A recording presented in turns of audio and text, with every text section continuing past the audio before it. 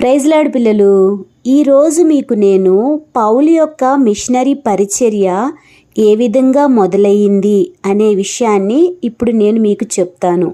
దమస్కో నుంచి సౌలు పారిపోయి యెరూషలేముకు వెళ్ళాడు.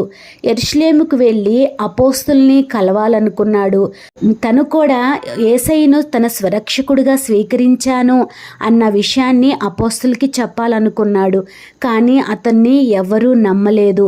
అతను చూసి అందరూ భయపడుతూ ఉన్నారనమాట. అలాంటి సమయంలో ఎవరిని అతను కలవలేకపోయాడు.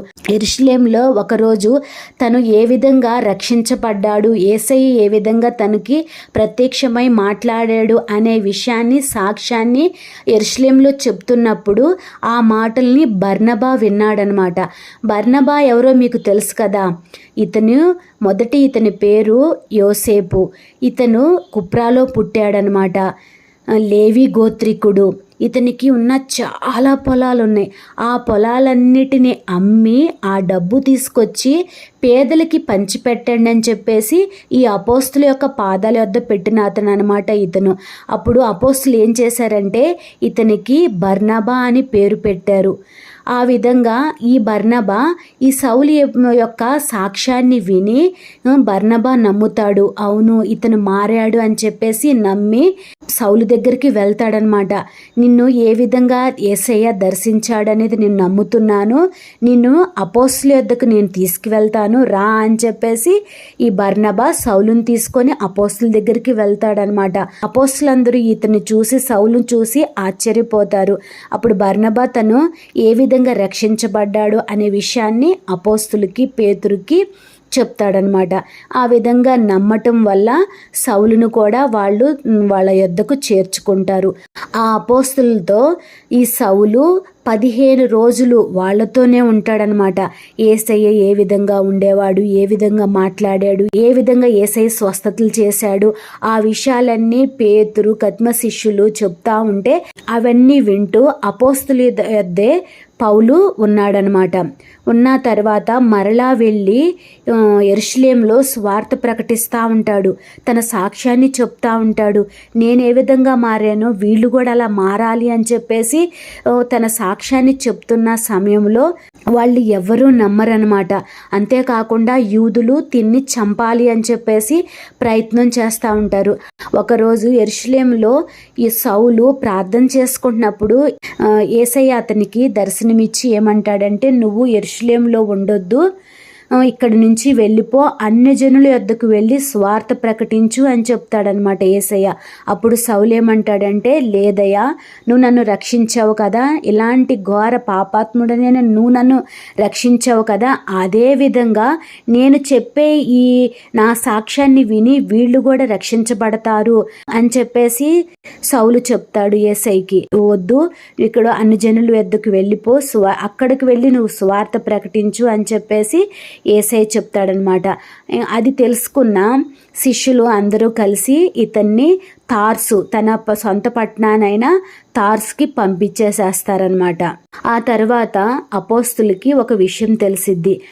అంతియోకయలో సంఘము ఉన్నది, అక్కడ ఇంకా చాలామందిని దేవునిలోకి నడిపించటానికి ఒక వ్యక్తి కావాలి అని చెప్పేసి ఈ అపోస్తులు ఏం చేస్తారంటే ఈ బర్నబాని అంతియోకయకి పంపిస్తారనమాట.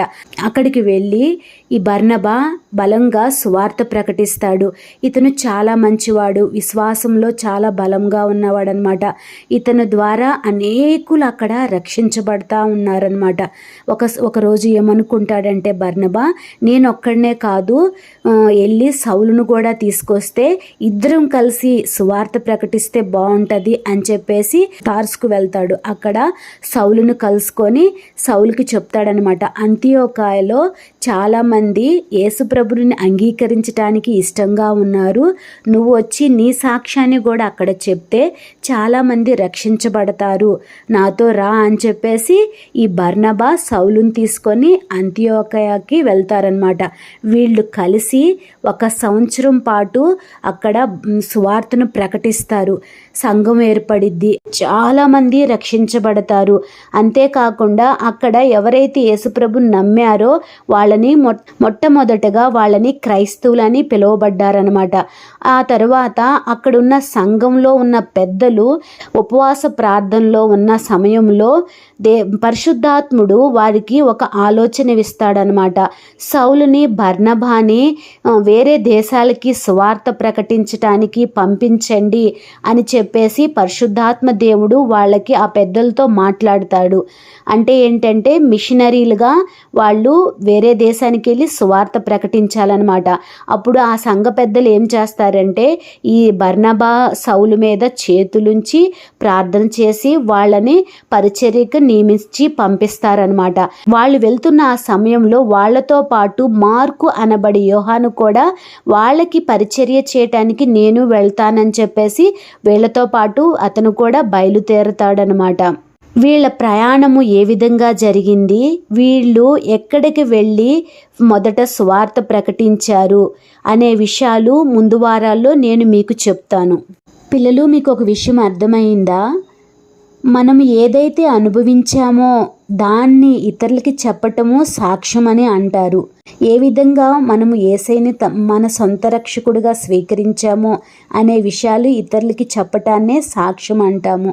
అంతేకాకుండా మన యొక్క ఊరిని, మన యొక్క చుట్టాలని వదిలి వేరే దేశాలకి, వేరే ఊళ్ళకి వెళ్ళి సువార్తను ప్రకటించటాన్ని వాళ్ళని ఏమంటారంటే మిషనరీలు అంటారు.